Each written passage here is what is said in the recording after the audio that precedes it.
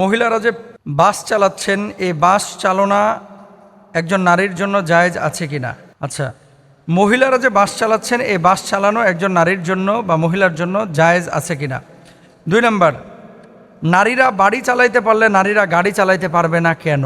Very very important দুটো বিষয়। ঠিকই তো বলেছেন যে নারীরা বাড়ি চালাইতে পারলে নারীরা গাড়ি চালাইতে পারবে না কেন। আমি শুনি নাই যে কোনো হুজুর এই বাস চালানোকে হারাম বলেছেন, আমি শুনি নাই। হয়তোবা যদি কেউ বলে থাকেন তাহলে তিনি ভুল বলেছেন। নারীরা কি ড্রাইভ করতে পারবে না?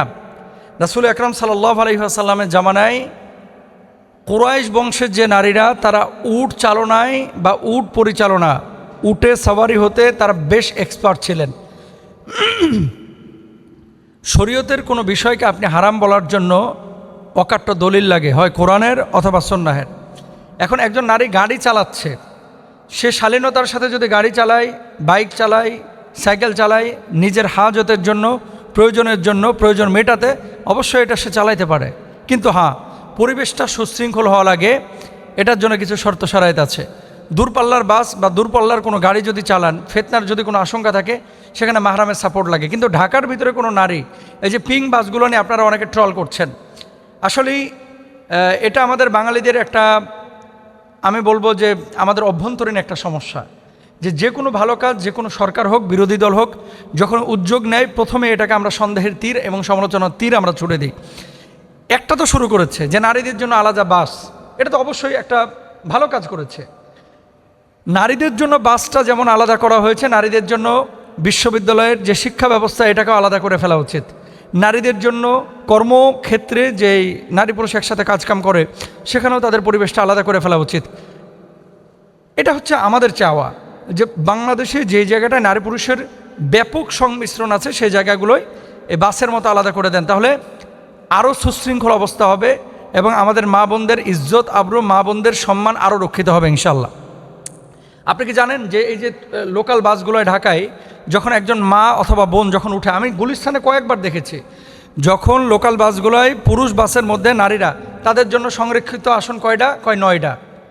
নারীর জন্য সংরক্ষিত আসন 9টা, আবার এর পাশে 2টা প্রতিবন্ধীরও আসন রাখছে, তার পাশে আবার বাচ্চারও আসন রাখছে।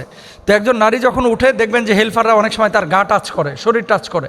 আপনি কি চাইবেন যে আপনার বউয়ের শরীর আরেকজন হেল্পার টাচ করুক? তা আপনি তো চাইবেন না। আপনি কি চাইবেন যে আপনার মায়ের পিঠে আরেকজন পুরুষ হাত দেখ? আপনি তো চাইবেন না। অনেক সময় দেখবেন যে নারীরা এভাবে দাঁড়িয়ে আছে, সেটা মেট্রো ট্রেনে হোক অথবা বাসের মধ্যে হোক। অনেক কাপুরুষ আছে যারা একেবারে হাইওয়ান, এরা কিন্তু নানানভাবে তার কোহনা দিয়ে অথবা কোনই দিয়ে অথবা বডি দিয়ে সে কিন্তু স্পর্শ করতে চায় এবং আকাঙ্ক্ষা তার ভিতরে যাকে। এখন অনেক মা বোন হয়তো বা বুঝেন, অনেকে বুঝেন না। এই জায়গাগুলো থেকে সেফটির জন্য অবশ্যই এই যে পিং বাসগুলো যেগুলো চালু হয়েছে, এটাকে আপনারা ওয়েলকাম করতে পারেন এবং এটা একটা ভালো উদ্যোগ। এরকম সব ক্ষেত্রে নারী পুরুষকে আলাদা করে দেওয়া, এটা আমরা চাই, এটা আমরা আকাঙ্ক্ষা করি।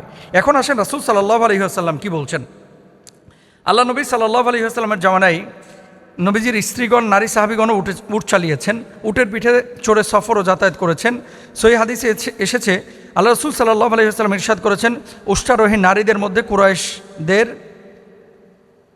কুরাইশের নেক নারীরাই সর্বোত্তম। তারা সন্তানের প্রতি শৈশবে খুব স্নেহশীল এবং স্বামীর সম্পদের উত্তম হেফাজতকারী।